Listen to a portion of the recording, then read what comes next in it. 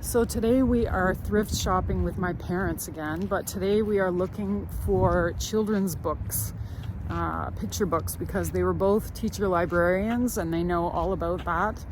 So this Value Village here is perfect. It has lots of books and they're gonna see what they can pick out for any future grandbabies that might come along. Value Village.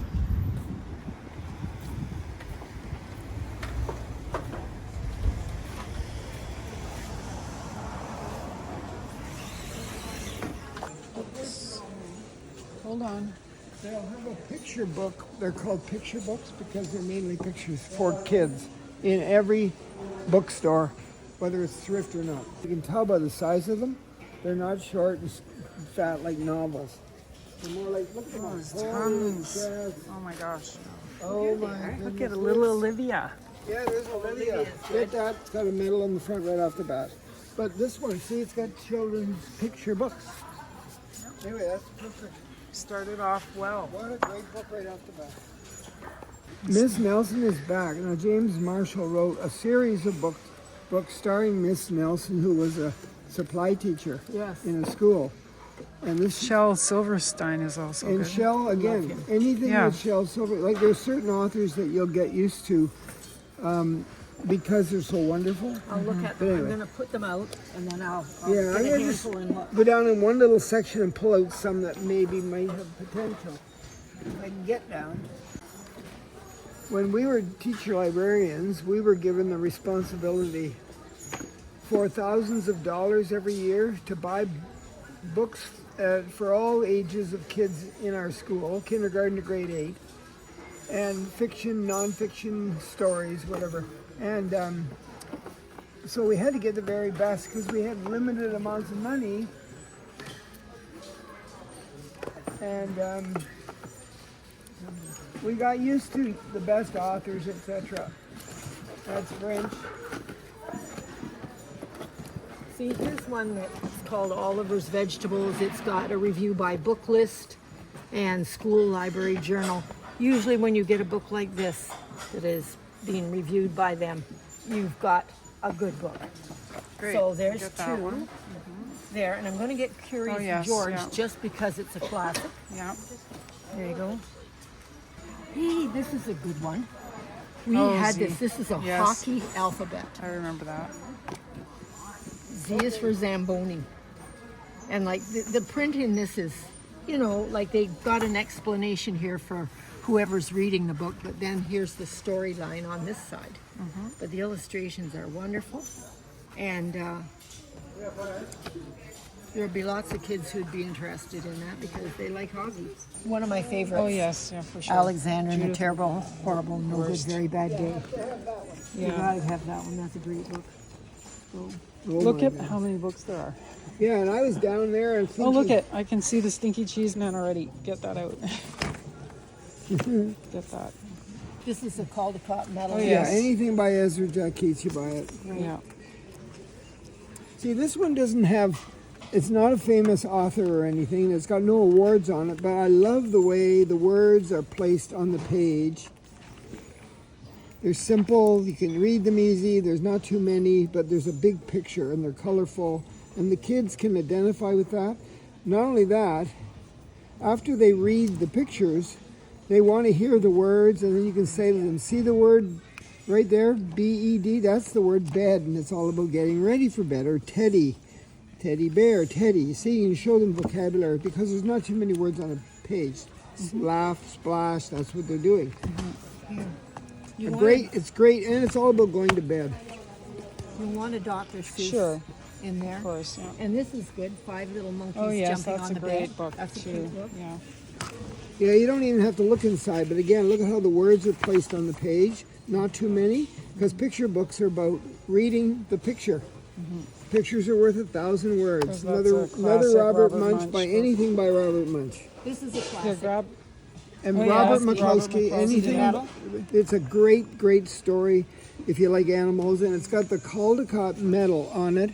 And it's not the Caldecott honor, it's the Caldecott medal, which means every year one picture book gets a Caldecott medal for its illustrations. Oh, That one got it. nice. If it's a Caldecott Honor, it means it's a runner-up.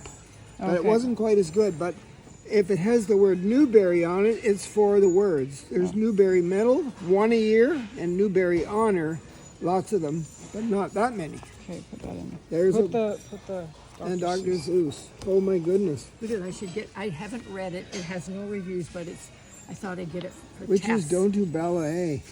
That's fun. Yes, we have a granddaughter who's in her 20s. She was a ballerina. We should get it just to give it to her because she might love that. Even though I wouldn't necessarily say it. Good one. I'll look at it. Here's another Shel Silverstein. It's the missing piece. I just love him. Oh yeah, so I just that. love him. Yeah, He's get that. so good. No, Bill well, that's Martin Eric Carl. Jr. One, two, Yes, three, anything six, by eight. Eric Carl There's another will be one. an award winner. Anything. Doesn't It's matter. right there. This is one by Bill Martin. Look, Jr. I just collect Eric Carl. What's in front of that? Oh, This is Okay. a school library journal and Publishers Weekly. Trick or Treat by Bill Martin Jr., he's written many, many books. And it'll be a good book. Make him Nick Ink Pen. I like oh this yes, guy. I like making pen too. Yeah, cute. Get that. Starting to. Do you want me to get you a basket? I No, think I'll go get you a basket. maybe we need a basket. Yeah. Yeah, we do. I'll get a basket. There's Jane Yolen. She's a famous author too. But it's funny because down here, this book came from a library, and it's got the barcode says 808, which means 800 is poetry. So this is a poetry book. I know that because the librarian knows that 800 is poetry, and 808. This is a Once Upon a Ice. So it's all about Frozen, and it's poetry. Doesn't matter. It's worth getting because she wrote it. Okay, get a basket. I'll get a basket. Yeah, that's a great book.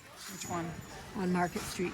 Okay, I and will it has go. a Caldecott Honor Yeah. Award. Okay, we got the basket has arrived, so put those in there. Yeah, this is a great book.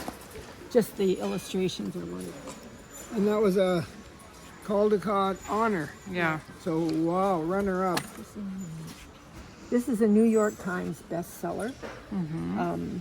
I don't know too much about what the New York Times, put their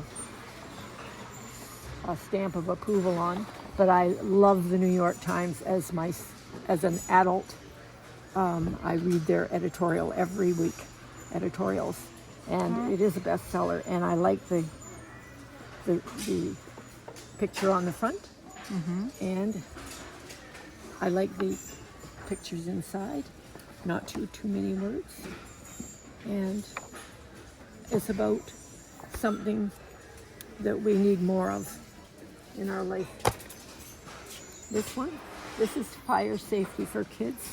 Fire safety. Yeah, Okay. right there. Yeah. No dragons for tea. Okay. I like the illustrations. And that, not too many words.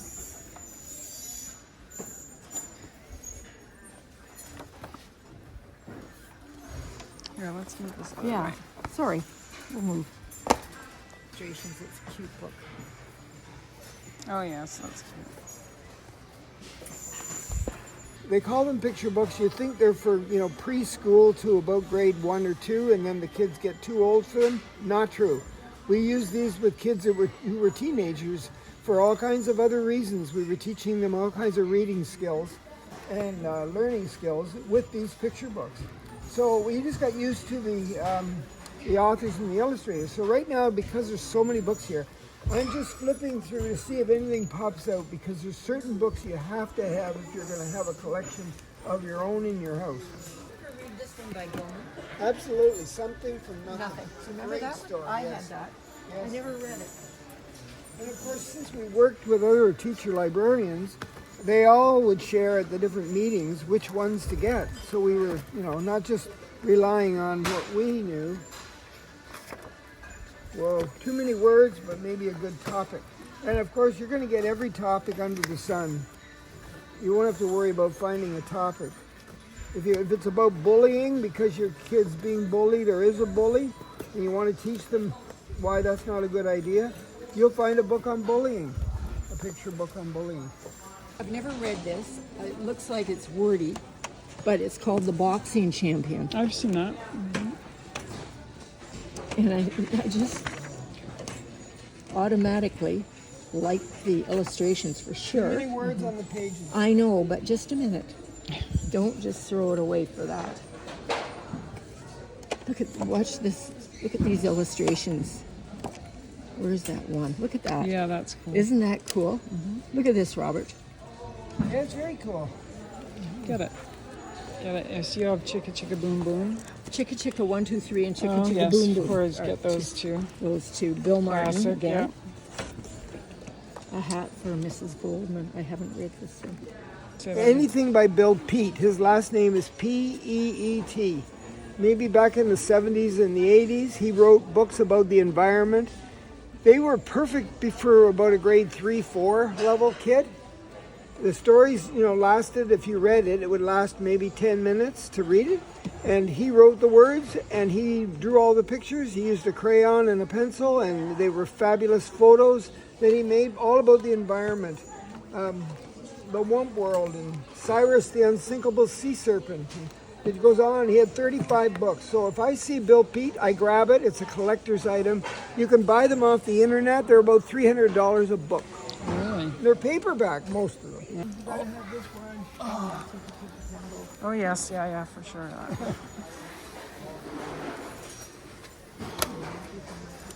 Oh, love this book. Yes. Never Talk to Yeah, you gotta Strangers. have that one. Yeah. And that's A book about personal safety. That's old. That's an old book. Yeah, I love Kevin Henkey's Julius, the Baby of the World. And Ruby the Copycat. written in Yeah, those Fred trees. Gwynn. Fred was Yep. a movie star. Chocolate mousse for dinner. What's the famous one that he wrote? Yeah, that isn't it. No, that's not it. Which one is it? Does it say on there anyway? The Clown of God is a Tommy DiPaola book. Yeah, but this one, Charlie Needs a Cloak. We'll take that too. I have that book to give you too. I think I have the Clown of God actually. Somewhere. There's one for you. Yeah, You Madeline. gotta have that one. Yeah. For William Steig. Oh, we have it. You have to have that one. And look we found this one. Yeah, oh, you have to have We have one. I said to myself, we need a William Steig, Sylvester and the Magic Pebble, and there it is. And Millions of Cats, yeah. Is this the last one? That's all I can find. Curious George at the baseball game. Well, that's lots. I like That's a pretty decent stack. See how much that costs. So it's called The Carrot Seed. What do you think the book is trying to teach people? Not only kids, but grown-ups, everybody. Ruth Krauss. A boy planted a carrot seed. Just one. His mother said, I'm afraid it won't come up. Father said, nah, I'm afraid it won't come up. Sister said, no, his brother, afraid it won't come up. The boy looked every day and pulled the weeds around the seed and sprinkled it with water. And nothing came up. Everyone kept saying, it won't come up. But he still pulled the weeds every day and sprinkled it with water. And then, one day, a carrot came up. By the way, if you've ever tried to grow a carrot, a real one, it takes forever. You got to plant the seeds in May. You don't get the carrots till October. Anyway, the carrot came up. Just as the boy knew it would. Wow. Wow. What's the theme? Never give up, maybe? Perseverance, never give up. So just ringing through the books now. Let's see how much it costs for all of that. So we had a total of 60 books for $100. All of those books, how much would they cost at a regular store? Well, the hardcovers were running years ago at $25 each and $15 for a paperback. That was at least 25 years ago. So you get like 4 books for $100. Good work, people. Nice work. Reduce, reuse, recycle. That's right. Yeah.